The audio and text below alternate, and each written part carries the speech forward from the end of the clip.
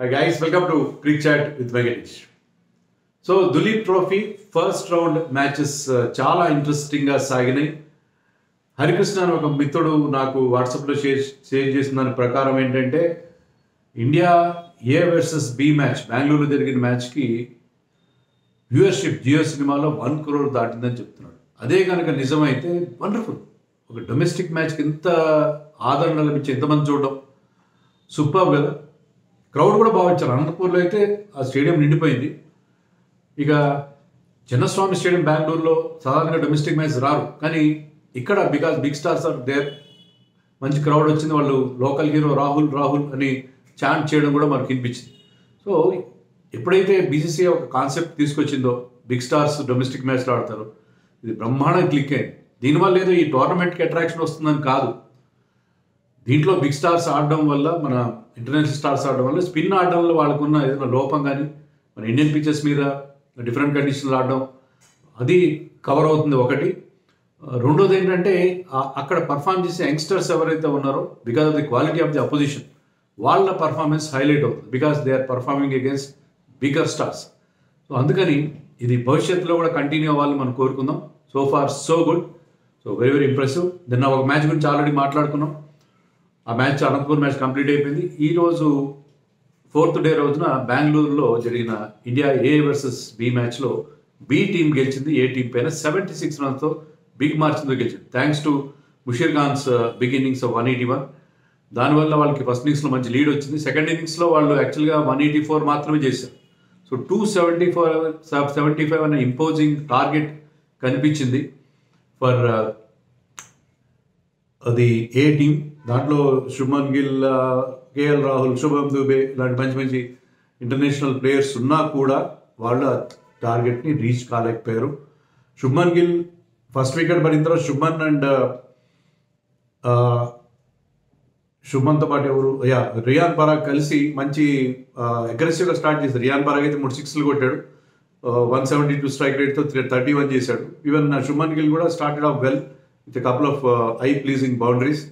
But ఎప్పుడైతే Riyan Parag out అయ్యాడో, Riyan Parag out అయిన తర్వాత వాళ్ళ ఛాలెంజ్ ముగిసిపోయిందని చెప్పాలి. రియాన్ పరాగ్ అండ్ శుభ్మన్ గిల్ ఎందుకో ఈ మ్యాచ్లో అతనికి బాగా కలిసి వచ్చినట్టుగా లేదు. నవదీప్ సైని బౌలింగ్లో చాలా ఇబ్బంది పడ్డాడు. ఫస్ట్ ఇన్నింగ్స్లో అతను క్లీన్ బౌల్డ్ ఆడి ఈసారి ఒక క్యాచ్ డ్రాప్ చేసి నితీష్ కుమార్, కానీ మరి కాసేపటికే కాట్ బిహైండ్ అతను నవదీప్ సైని బౌలింగ్లో అవుట్ అయ్యాడు. సో ఇంకా కాస్త రస్టీగా కనిపించాడు. అదొకటే శుభ్మన్ గిల్ ఫామ్ కొద్దిగా మనని ఇబ్బంది పెట్టింది. KL Rahul batted well. 2 ఇన్నింగ్స్లో అతనే టాప్ స్కోరర్, ఒకసారి 37, ఇక్కడ 57 అనుకుంటా. సో అతను చాలా పేషెంట్గా he also started off aggressively, ఎందుకంటే 275 రన్స్ చేయాలంటే క్విక్గా రన్స్ చేయాలి. కానీ ఎప్పుడైతే గిల్ అవుట్ అయ్యాడో ఈ డ్రాప్ యాంకర్, ఏంటంటే మ్యాచ్ డ్రా చేసుకుని పాయింట్స్ సంపాదించాలి తమ టీం అన్నట్టుగా ఆడాడు అతను. కానీ అతని నుంచి అతనికి సరైన సపోర్ట్ లభించలేదు.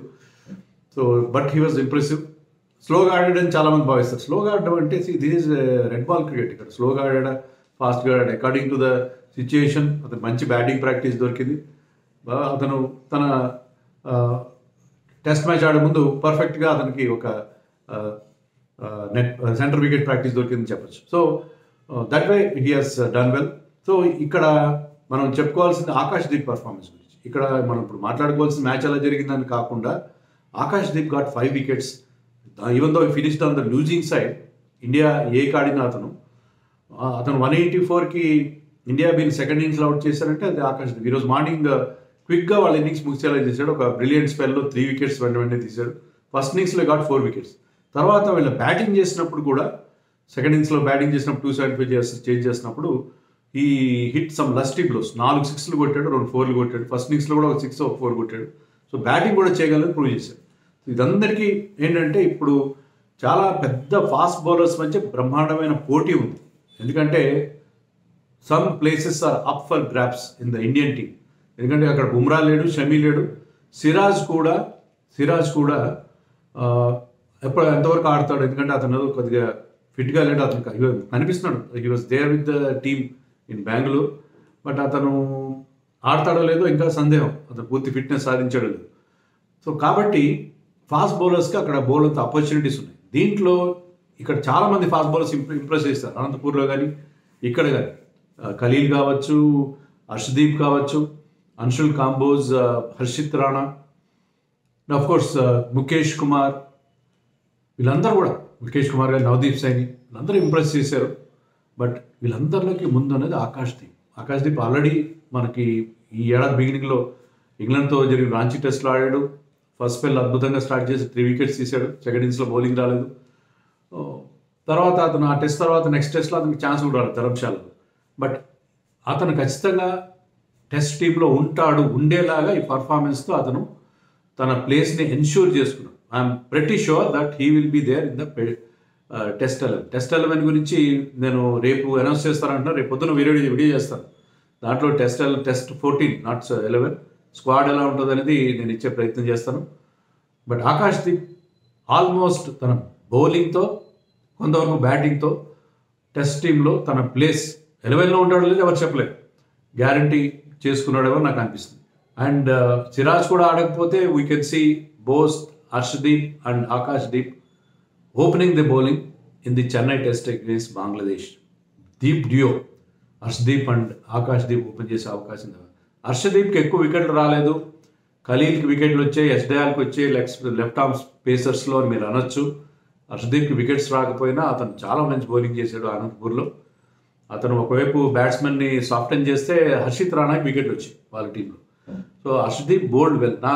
నాకు అనిపించినందు యాజ్ ఫార్ యాజ్ నా అంచనా ప్రకారం ఏంటంటే ఈ ముగ్గురు లెఫ్ట్ ఆర్మ్ పేసర్స్ రేస్లో ఖలీల్, ఎస్డయాల్ కంటే కూడా Harshdeep was very very impressive. అగ్రెసివ్గా బౌలింగ్ వేశాడు. సో కండిషన్స్ చక్కగా ఉపయోగించుకున్నాడు. సో హర్షదీప్ ఈ రేసులో ముందున్నాడు నాకు అనిపించింది. ఇంకెవరు ముందున్నారు? ఇంకా కేఎల్ రాహుల్, సర్ఫరాజ్ కూడా తమ ప్లేస్లు గ్యారంటీ చేస్తున్నారు. శ్రేయస్ అయ్యర్ కాస్త వెనకబడినట్టుగా అనిపించింది. సెకండ్ ఇన్నింగ్స్లో 50 చేశాడు.